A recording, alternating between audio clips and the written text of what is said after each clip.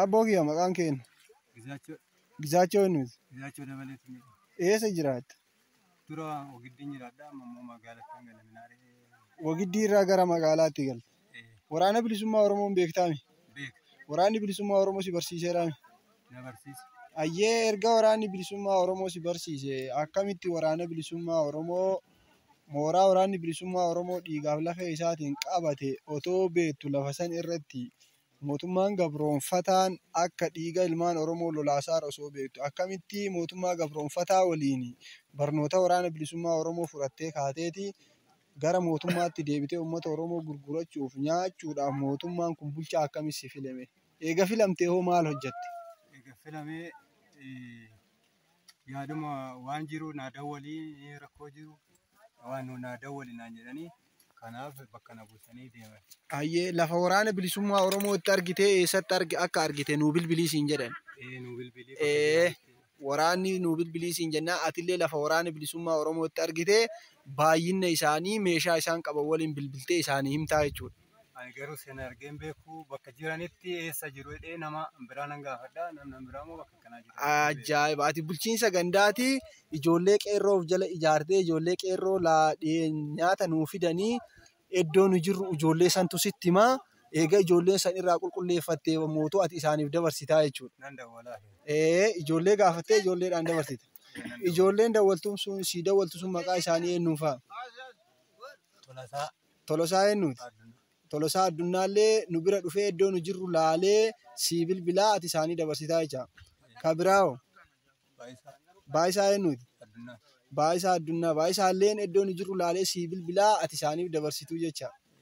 Hayyee erga dabarsitanii hojii ati hojjette kana waraanni mootummaa waan milkaa'e qaba? Homaa milkoomne ofiif duutee galte malee waan isaan isinii. Garuu ati hin himtaa fi isaaniin dhufuu milkaa'ina tokkoon arganne jechuudha. Hin arganne. Atitti himta. Hordoftoonni kan keellee hordofanii sitti himuu atillee hordoftoota keessa irra dhaabbattee odeessa qulqulluu kennitaa fi isaan garuuyyuu duula geggeessanii hin dhufu waraana bilisummaa Oromoo waan miidhan hin qabu miidhamaniituma galan. Miidhamaniituma galanii caccabdee kun allayyaatti wal guurtee galte. Ayyee ka caccabuu jaraa rakkoon qabuti.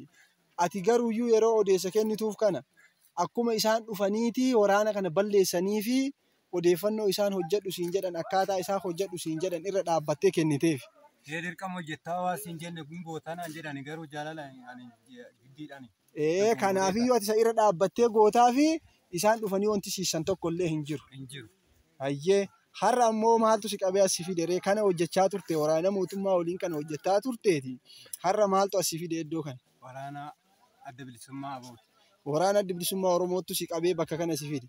Erga qabee si fide waraanni adda bilisummaa Oromoo maal si godhe? Homaa nan goone kibkaabee naa kennanii yaada isaanii of jijjiirii balleessa dhuun qabaadhe balleessaa kiyyaan dhiifama naa godhaa jechaati fataa hidhee jiraachuu gootin. Kaleessa waraanni bilisummaa Oromoo akeekaaf kaayyoo isaa uummata keessa waliin ollaa kee waliin walis si qabee si barsiisa moo si hin barsiisne? Na barsiise. Eega si barsiise ofumaarra deebitee badii kana daladde. Balleesse nan dogongoree. Ayyee. Ammoo dhiifama naa sinan gaafadha.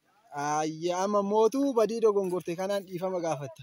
Waa'ee dhiifama sii godhuu dhabuu san qaama waa'ee dhiifamaattu beekaa waanan tokkoon si gaafadha. Namni ati bilbiltuuf sun eenyu jedhama? Waraana mootummaa keessaa namni ati bilbiltee odeessa kennituuf sun eenyu jedhama? Kumaandara moo jeneraala moo inspektara moo saajini eenyu jedhamti? Garuu saajinii miti namichi isaa waraana kumaandoo keessa jira. Waraana kumaandooti. Eenyu maqaa isaa? Maqaan isaa suni maqaa isaa tokko. Bilbila isaa beektaa? Bilbila isaa sammuudhaan hin qabu. Ayyee maqaan isaa hoo? Maqaan isaa yaadattu jechuudha. Nan yaadadha garuu. Nan yaadadha. Ayyee yeroo odeessa sirraa fudhatan kana odeessa kan kee itti amananiituma ka'anii dhufuu jechuudha. Innuftuu dandeechetu innuftuu ilaalteetu maldachaate malee. Yoo odeessa kennitee fi bakka. Gaafa humna dabalattee xiqqoo bakka dhumte immoo fayyaa walitti gurgurtee dhufte malee gizeen ani itti kana jedhee na gaafatanii gaafattee wayin torbanitti wayin torban lamatti dhufte. Gaafa lolli Ogiddii lolamusa eessa taate? Ani gaafas Minaareen jira. Minaaree jira. Gaafas waraana isaanii irraa nama meeqa du'e ijaan argitee silaatti ka warraati basaasa warraati ati waan si dhoksan hin qabani nama meeqa irraa dhume argite? Maal kaan dadhabnaan makiinadhaan guuranii amma kaan urfattuu gaggatan baay'eedha. Waraana. waraana. Baay'ee ergasii illee ati hojii kan kee ittuma fuuftee jechuudha. Ergasii garuu itti baay'ee fuune keessa deebisaa tan deeme. Garuu gaafa hidhannaa dawwalu maaltu jireedhu jireenya isaa immoo jireenya jiruu guutumaan guututti jiruun jedha. Hayyee warra akka kan kee kana dogongoranii daandii irraa maqaniiti waraana bilisummaa Oromoo basaasanii fi odeessa waraana mootummaatii kennaniin maal dhaamtaaf mee akka keetti? Akka kiyyaatitti ani waan nan dhaamuuf waraana adda bilisummaa Oromootiin rakkoo keessa seentuu achi keessaa of deebisaadha. Akka seenne rakkoo kana keessaa karaan kun karaa dhugaatii sun immoo karaa badii karaa du'aatii jedhee tan dabarsa.